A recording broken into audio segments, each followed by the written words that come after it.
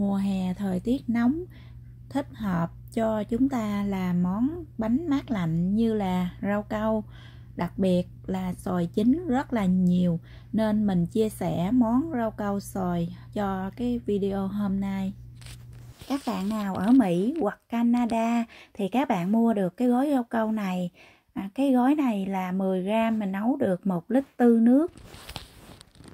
Mình pha thêm cái bột rau câu giòn để cái bánh mình nó không bị chảy nước và nó kết dính lại với nhau. Còn các bạn mua được cái rau câu này của Hoàng Yến của Việt Nam. Ở Việt Nam thì các bạn mua được cái rau câu này, mình nấu 2 lít nước, rồi mình pha thêm cái rau câu giòn của Thái nè, để cho cái rau câu không bị chảy nước khi mình để trong tủ lạnh. Mình nấu 2 cái loại rau câu này cho công thức hôm nay là 1 lít nước dừa tươi để mình nấu clear base.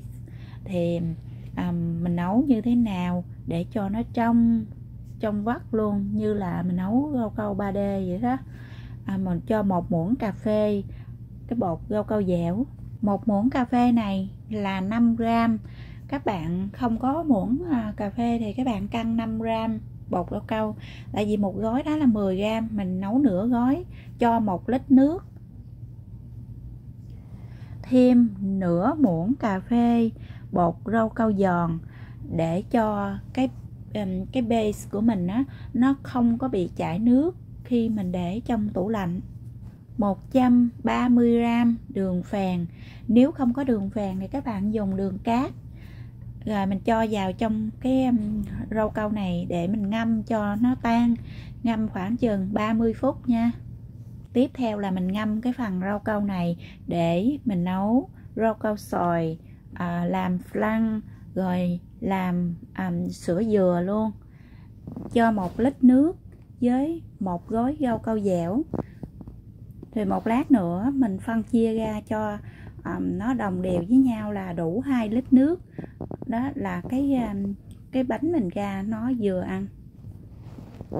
Khi cho rau câu dẻo vào trong nước thì các bạn nên cho từ từ và quậy sao cho nó tan đều, nó đừng có đóng cục á. Rồi cho 2 muỗng rưỡi cà phê bột rau câu giòn, rồi mình cho thêm 2 muỗng rưỡi cà phê bột rau câu giòn để cho cái bánh mình nó ra nó dai dai giòn giòn rất là ngon. Cái bột rau câu giòn thì mình cho thẳng vào trong nước luôn, không có sợ nó đóng cục, nó sẽ tan trong nước rất là dễ. Quậy ra cho rau câu tan đều, mình ngâm 30 phút.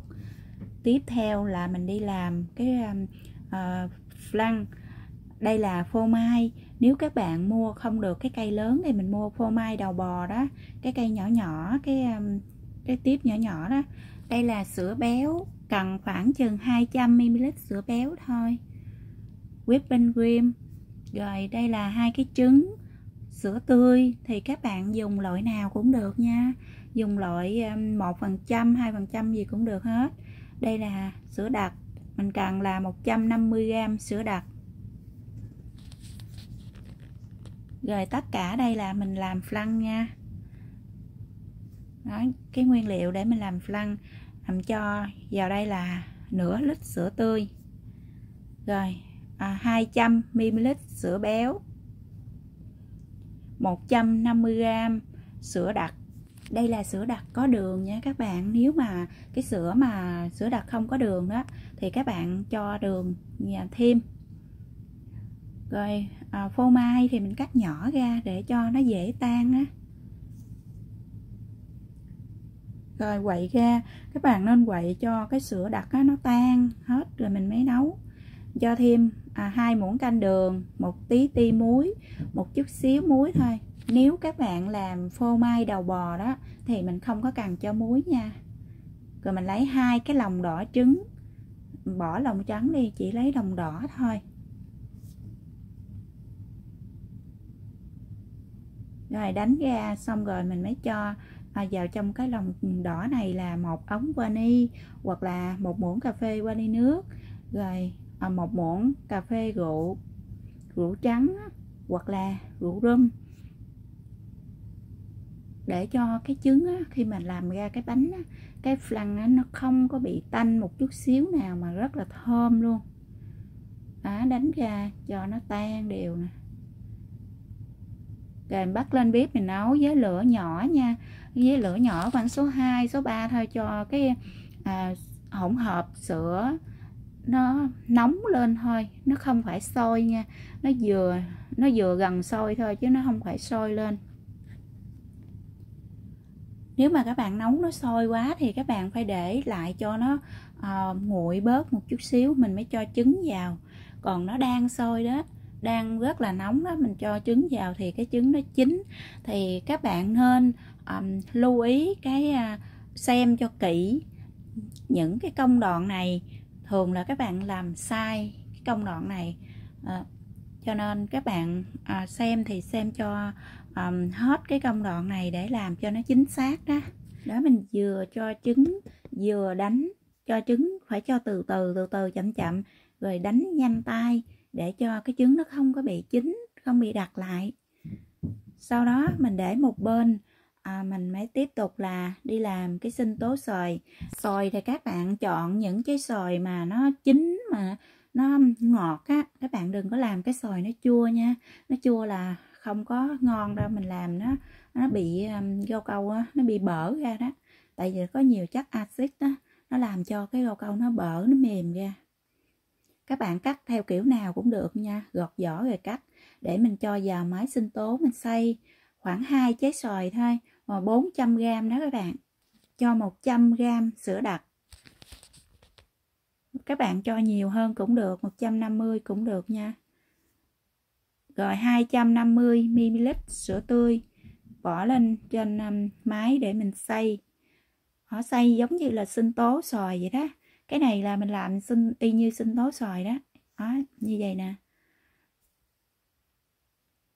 Rồi mình mới lượt cái phần flan này cho nó mịn lại.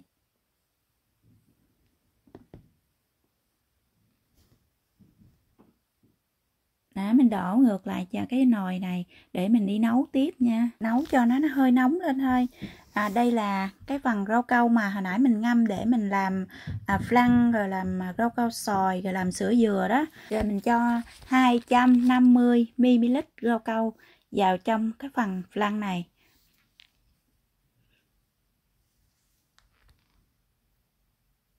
Đó là bằng 1 cup đó các bạn, là 250ml đó. Cái bánh này nó hơi mềm mềm thôi, nó không có cứng đó các bạn, nó hơi mềm, rất là mịn luôn. Rồi mình lượt qua một lần nữa nha. Đây là mình nấu đã gần sôi rồi, trứng nó chín rồi nha các bạn, không phải là trứng còn sống đâu. Các bạn yên tâm nha, nấu hơi gần sôi lên á. Bây giờ mình cho vào trong những cái khuôn này. Đây là những cái khuôn nước đá đó, nó tròn tròn thì khuôn vuông nè. Nếu mình cho giờ cái flan vào trong cái khuôn này. Nếu nhà các bạn mà không có những cái khuôn nước đá như vậy thì mình cho vào trong cái khuôn á, cái khuôn để mình nướng bánh á, mình cho vào đó, mình cắt một lát nữa nó đặt lại rồi mình lấy dao mình cắt á. Đó, mình cắt nhỏ nhỏ ra. Rồi xong rồi mình để cho những cái khuôn này nó đặt lại mình mới lấy ra được nha. Rồi khi các bạn nấu đó thì mình làm flan trước, rồi xong rồi mình mới quay qua mình làm rau câu xoài. Nếu mà các bạn làm một lượt 2 thứ giống như mình vậy thì rất là khó cho các bạn. Rồi mình sẽ quay qua làm cái phần rau câu xoài, mình cũng cho là 250ml rau câu vào trong cái phần xoài hồi nãy mình xay đó. Đây là sinh tố xoài đó, nãy mình xay đó. Rồi mình cho bắt lửa nhỏ nha các bạn, cho cái rau câu á nó tan đều, nó hòa quyện với cái xoài nè. Mình không cần nấu cho cái phần hỗn hợp này nó sôi đâu.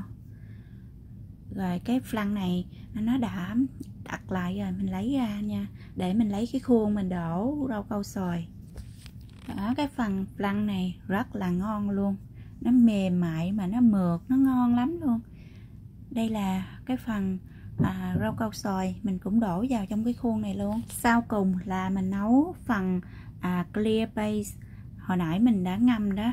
Bây giờ mình nấu cho nó sôi lên và vớt cái bọt cho nó trong, cho cái nước này nó trong nha.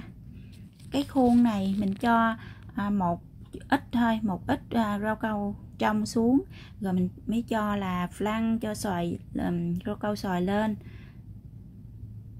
Khi mà cái rau câu này nó đã bị đặc rồi, mình cho chậm quá nó đặc rồi đó, nó rất là nhanh đặc các bạn, thì mình lấy cái nĩa mình xăm để cho mình đổ cái phần rau câu tiếp theo, nó sẽ dính lại chặt lại với nhau.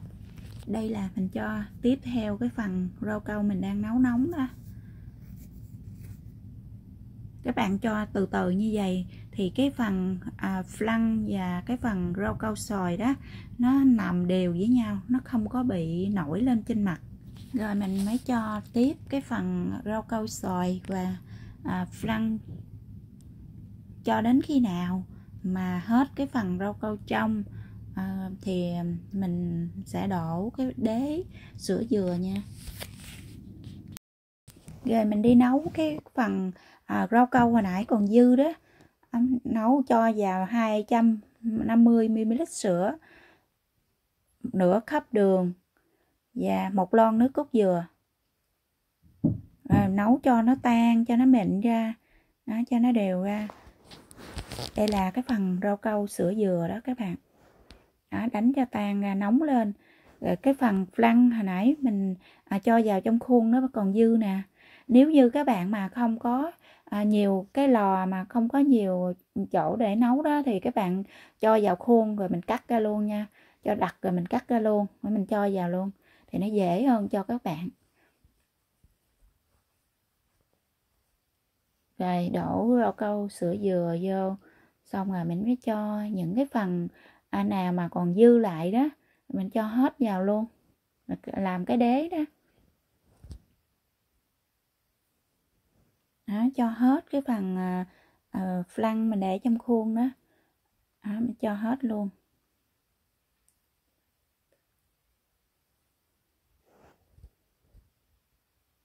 Rồi đổ đầy lên luôn. Rồi phần sữa dừa mình cũng cho hết vào luôn.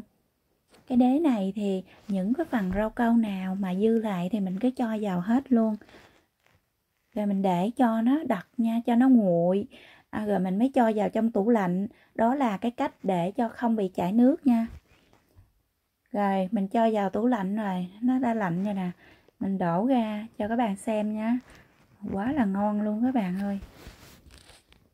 Đó, cái phần flan rồi phần xoài rất là ngon. Rồi mình cắt ra nè, đây mình cắt ra cho các bạn xem ở bên trong. Thì nhà ai mà có các em nhỏ đó, thì mình làm cái món này các em rất là thích. Mát mát lạnh lạnh rất là ngon. Video của mình xin kết thúc ở đây. Chúc các bạn thành công với món rau câu xoài. Xin chào và hẹn gặp lại các bạn trong video tiếp theo.